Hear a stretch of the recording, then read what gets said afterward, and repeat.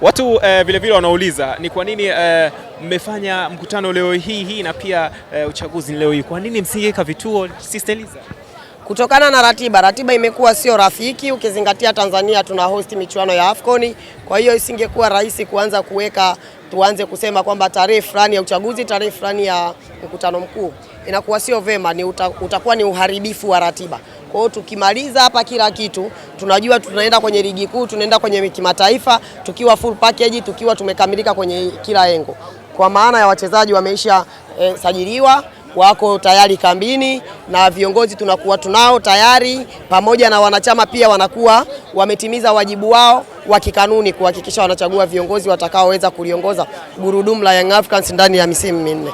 Kwa hiyo mimi naamini ratiba ndo kipindi hiki tutakuwa na mchaka sana michuano AFCON, na tuanze kuzungumzia tena uchaguzi hapo mbele itakuwa sio vizuri. Kwa hiyo tumeona tumalizane na hili swala moja kwa moja, ili tusije tukawa tena na sintofahamu hapo mbele kuhusiana na ratiba. Mara unatakiwa uwe kwenye engo fulani alafu unaambiwa kwamba kuna mkutano. Ni vitu ambavyo sio sahihi, na ukizingatia kila mtu ana majukumu yake, ana shughuli zake, kila mtu anatakiwa afanye hii kazi kwa ufasaha, arudi kwenye majukumu yake na kuendelea kulitumikia taifa kwa wakati na muda wote katika kutafuta riziki zao. Sasa ukiachana na huko bwana, vile vile mna sherehe nyingine ya hapo jana usiku. Namba 6 mliokuwa mkiitaja imeshuka. Watu wanaulizana, huyu inaweza kawa Aucho kweli huyo? Mimi sijawahi kumvalisha mchezaji fulani viatu vya mchezaji mwingine. Mimi naamini katika uwezo wake na nilikuwa naamini katika uwezo wa Aucho. Kwa hiyo kila mchezaji ana play part yake kwa wakati wake. Aucho alishaitumikia Young Africans akaonyesha ubora, na Fred Ngoma pia anayo nafasi ya kuja kuitumikia Young Africans na kuonesha utofauti. Kwa hiyo mimi naamini atakuja kufanya vizuri. Kozi sijawahi kuamini katika mchezaji mbaya, huwa naamini katika kuadapti mazingira na kuadapti mifumo ya walimu anaokuwa anawakuta. Kwa ulivyomuona ni mchezaji wa design gani? Ulivyomwangalia?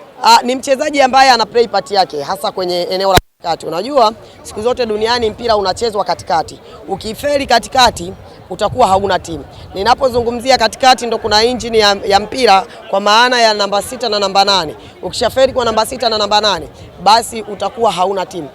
Kwa hiyo mimi naamini ni mchezaji ambaye atakuja kuweka upatina na Mudathiri Yahaya, Duki Abuya na kina Azizi Andabwile, wote hao wapo. Kwa hiyo na kina Max Nzengeri kwenye eneo la katikati, tunahakikisha eneo la katikati linakuwa imara, ili tunapoenda kufesi michuano tunayokuwa tunaifesi kwa wakati huo, tunakuwa hatuna upungufu wa eneo lolote, kwamba kwa maana ya mchezaji tukienda kwenye michuano ya kimataifa basi tuwe tuko imara, tukiwa tunashiriki ligi na hata michuano mingine ya ndani tuwe tuko imara kwenye kila engo. Kwa hiyo mimi naamini viongozi wamefanya usajili kulingana na ripoti ya mwalimu, kulingana na matakwa ya timu, kwamba tulikuwa tunahitaji mchezaji wa kaliba fulani, tulikuwa tunahitaji beki wa kaliba fulani na mshambuliaji wa staili fulani. Kwa hiyo naamini wote viongozi, Engineer Hersi amefanya kazi yake kwa kufuata ripoti na kufuata matakwa ya timu, nini ilikuwa inahitaji kwa wakati huo, ili tuweze kufanya marekebisho kuhakikisha tunaiendea vizuri msimu. Kuna wakati mkiwa mnasajili vizuri, wachezaji mnawapa vitu ambavyo wenyewe wanafurahia, lakini mwisho wa siku mnaishia kuwaponda, kwa maana na timu ambazo mnakutana nazo, wapinzani ambao mnakutana nao wanaonekana kuwa wabovu. Kwa sajili hii mnaweza mkajiridhisha moja kwa moja?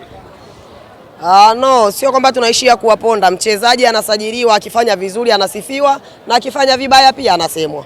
Hiyo ipo duniani pote. Unawaona wachezaji wengi duniani kote, akifanya vibaya anasemwa, akifanya vizuri anasifiwa. Kwa hiyo mashabiki wa Young Africans, kariba yetu sisi tunakusifia pale unapofanya vizuri, na tunakuponda vile vile, na ndani ya kukuponda hatukuvunji moyo, kwa sababu Dube alikuwepo, alikuwa anakosa nafasi nyingi, lakini mliona ni jinsi gani bado watu walikuwa wana appreciate na kumkubali vitu ambavyo alikuwa anafanya. Kwa hiyo sisi tunaamini kwamba sehemu ya kufanya makosa ipo, ni kila binadamu hajakamilika, na kufanya vizuri pia, maana penye zuri ndipo penye baya linapokuwepo, na penye baya lazima kuna zuri lilianza ndo baya likaonekana. Kwa hiyo mimi naamini kwamba ni mchezaji ambaye atakuja kufanya kazi yake kwa wakati na kuhakikisha kwamba uzoefu wake yeye atakaokuwa ameutengeneza na wachezaji wenzie utakuja kumfanya yeye aweze kuperform vizuri kwenye timu ya Young Africans na kuibeba vizuri na kuipeperusha bendera ya Young Africans. Leo tunaanza kuuliza nyie kwa usajili wenu ni kama mnawafanya watu waonekane usajili wao mbovu ambao wanasajili, kwa maana vyuma ambavyo mnashusha ni vizito. Shida ni nini au mnataka nini nyie? Kila mtu afanye usajili kwa wakati wake na vile anavyoona. Basi ingekuwa hivyo Madrid asingekuwa anasajili, Bayern asingekuwa anasajili, PSG asingekuwa anasajili. Na hakuna dirisha linaweza likapita timu yoyote ile isifanye usajili. Timu inapokuwa inacheza uwanjani ndipo unapoona kwamba kuna sehemu fulani inahitaji marekebisho. Ndio maana lipo dirisha kubwa na dirisha dogo. Bado kwenye dirisha dogo marekebisho yatafanywa na dirisha kubwa pia usajili utafanyika. Kwa hiyo mimi naamini tu kwamba timu au klabu inachoendelea kukifanya ni kuimarisha kikosi chake, kuhakikisha kwamba wanaenda kufesi michuano wakiwa imara katika kila engo na kuweza kuleta competition kwa wapinzani wao. Malengo ni nini hasa kufanya sajili kubwa kama hizi? Malengo yetu ni kuhakikisha tunafanya vizuri katika michuano yote tunayoshiriki. Inaweza isiwe kubeba ubingwa, lakini performance itakayoonyeshwa uwanjani ikaja kuwa tishio kwa timu nyingi mpaka ifikie hatua wengine wawe wana sita kuleta timu kukutana na Young Africans. Kama wapinzani wetu walivyozoea wakagoma kuleta timu, wakasema kwamba wamezuiliwa kufanya mazoezi. Ndicho kitu tunachotaka kukitengeneza, kuwa na timu itakayokuwa tishio, kuleta upinzani na competition kwenye michuano tutakayokuwa tunashiriki kwa wakati huo, aidha kwenye ligi au kwenye michuano ya kimataifa na hata michuano tutakayoshirikishwa sisi kwenda kushiriki kwa wakati huo. Ndio maana nikakwambia kila mtu asajili, wasije wakaanza malalamiko GSM anaharibu ligi, Engineer anaharibu ligi. Tunaomba kauli ya GSM ya Yanga bingwa itolewe, wafanye usajili, kwa sababu kila timu ipo kwa ajili ya mpira. Timu ya mpira wa miguu inatakiwa icheze mpira wa miguu. Ili iweze kucheza mpira wa miguu ni lazima ifanye usajili. Ili ifanye usajili ni lazima iweze kuwa na pesa za kufanya usajili na kuwa na ushawishi sokoni. Unajua watu wengi wamekariri kwamba mchezaji fulani ameenda kwenye timu fulani kwa pesa. Ushawishi pia ni sehemu mojawapo ya kuweza kumshawishi mchezaji na kuja. Upande wa pili walimtaka Sharulile, lakini leo hii ametambulishwa Young Africans. Ushawishi na project unayompelekea mchezaji kwamba mimi project yangu hii ni 1 2 3 inaweza ikawa ni bora zaidi kuliko hata pesa watu wengi wanazozifikiria. Wale Simba hawakuwa na ushawishi kwa Sharulile. Wale hawanaga ushawishi siku zote. Walikosa ushawishi kwa Alan Okero, walikosa ushawishi kwa Aziziki, walikosa ushawishi kwa Manzoki, walikosa ushawishi kwa Musa Balakonte, walikosa ushawishi kwa Sharulile. Kwa hiyo wachezaji kibao walikosa ushawishi. Bwana unaongea fungisha siku nyingi mnapita naye nyie. Nyie muongee mnapita naye tu. Achana nao. Tuachane nao. Mtajuana uwanjani walete tu timu tarehe 12. Sio mbali hapo. Kesho kutwa tu tuna wiki moja. Guantanamo.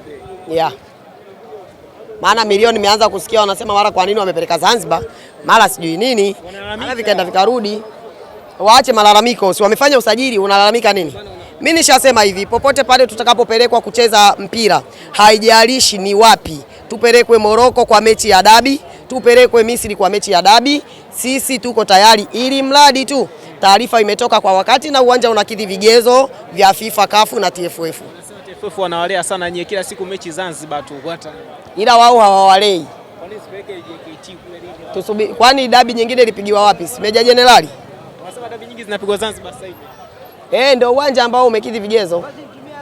Umekidhi vigezo kwa sababu. Sio kupendelewa. Sio kupendelewa. Hamna kupendelewa. Kwani Yanga peke yake ndio yuko Zanzibar? Wako wengi. Walivyotufunga kule Simba, Yanga ilikuwa inakuaje kwa mimi napendelewa sasa? Hawajatufunga pale Kombe la Muungano. Sasa waambie waache maneno, walete timu uwanjani tarehe 12. Nani?